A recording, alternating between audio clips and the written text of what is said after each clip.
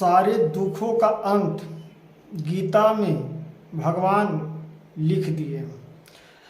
सारे दुखों का अंत भगवान गीता सागर में लिख दिए हैं।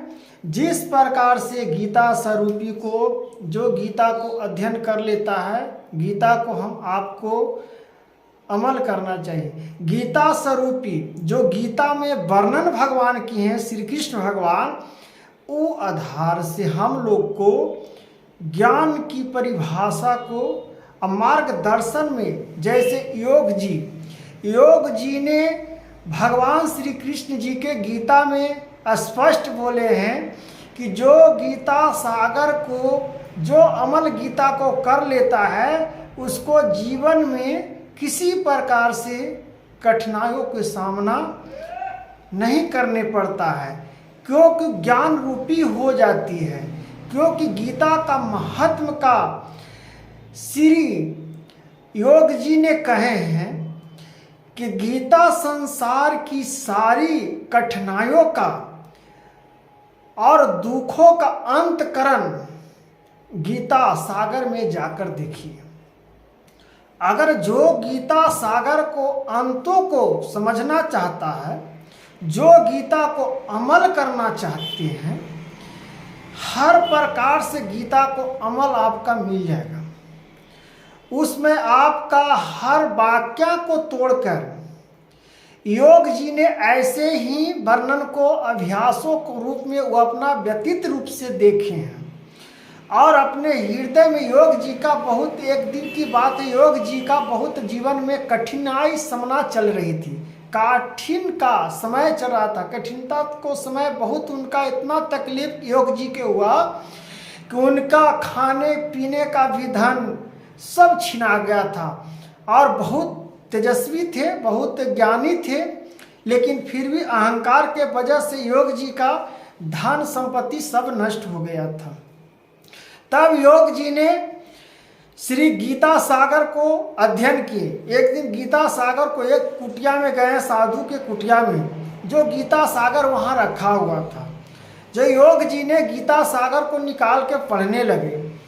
तब गीता सागर को पढ़ते हुए योग जी का मन में विचार हुआ कि अगर गीता का जो अमल कर लेता है व्यक्ति, वो तो गीता संसार सागर को तैर लेगा, और दुखी क्या, वो तो सुखी का भोग पा लेगा। योग जी ने उस समय गीता सागर को 2 बार रिपीट किए, 2 बार पढ़े, उनको मन नहीं भर रहा था।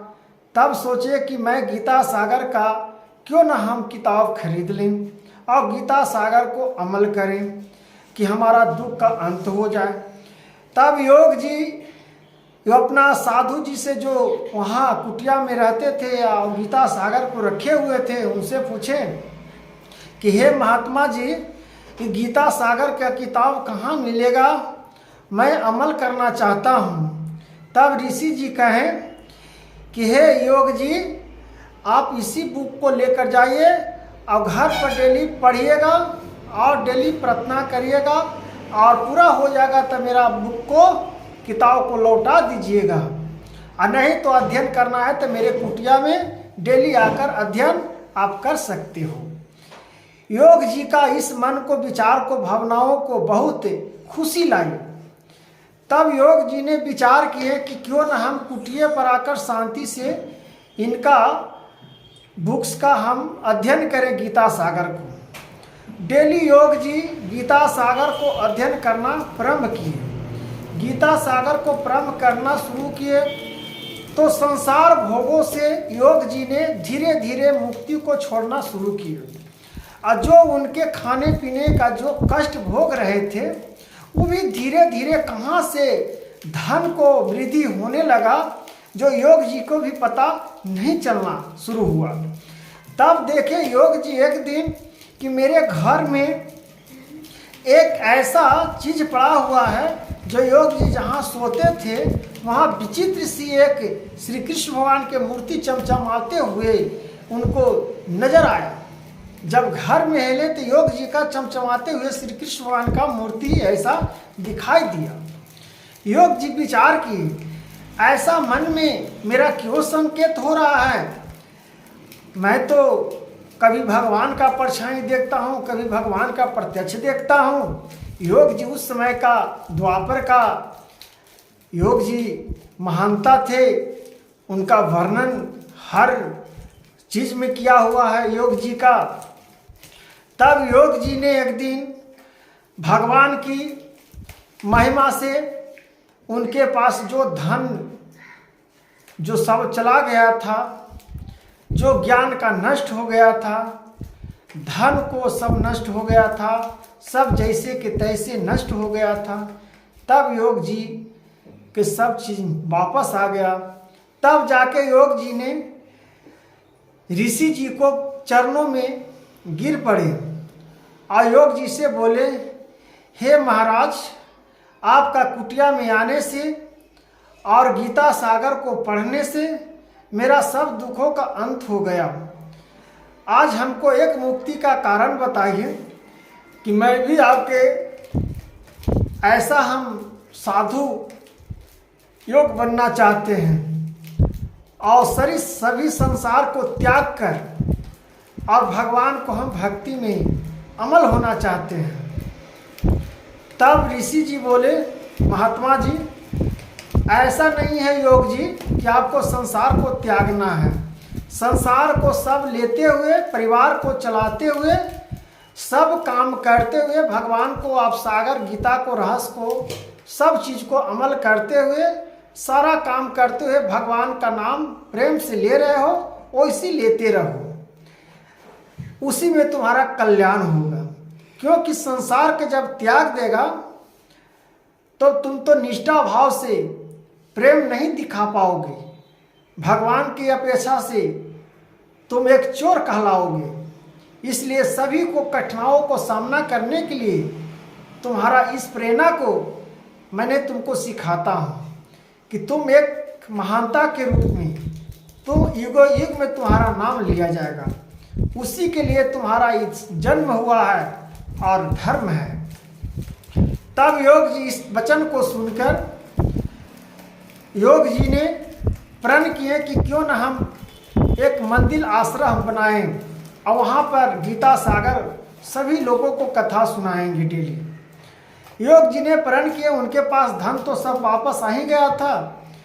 वो मंदिर बनाए, वहाँ पर आस्था बनाए गीता को पाठ करने के लिए। और योग जी सभी गांवों जवारों को निमंत्रण देकर और डेली कथा को प्रारंभ किए। योग जी का कथा सुनकर सब लोग, प्रजा लोग, सभी समाज उनका जय जयकार करना प्रारंभ किए। तब योग जी का वचन सुनकर सब ने इस गीता रहस्यों को सब समझा कि सारी दुखों का कारण अंत करने वाले हमारे गीता सागर में लिखा हुआ है। जो गीता सागर को जो समझ लेगा, जो गीता सागर को जो पढ़ लेगा, जो गीता को कंठस्थ याद कर लेगा, वो गीता सागर को भवसागर से पार कर जाएगा। तब योग जी ने गीता सागर को प्राप्तियों को मार्गकांक्षा के रूप में, तब ज्ञानों को प्राप्त करके ज्ञान रूप में अपना मार्गदर्शन को दिए। तब योग जी ने बहुत सारे चेला को उत्पन्न किए।